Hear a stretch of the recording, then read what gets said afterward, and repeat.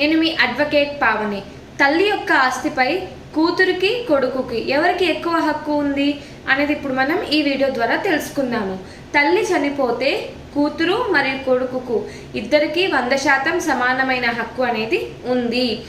తల్లి మరణించే సమయానికి ఆమె భర్త బ్రతికి ఉన్నట్లయితే ఆమె భర్తకు మరియు కొడుకుకి కూతురికి ఆమెకు పుట్టిన పిల్లలు ఇద్దరికి సమానమైన హక్కు అనేది ఆస్తిలో ఉంది.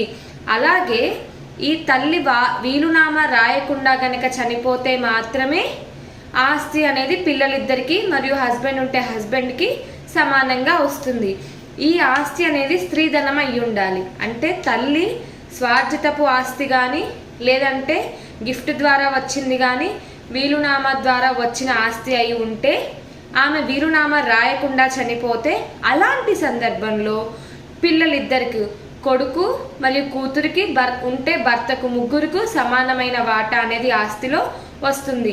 ఇలాంటి మరిన్ని లీగల్ వీడియోస్ కోసం ఛానల్ వెంటనే సబ్స్క్రైబ్ చేసుకోండి.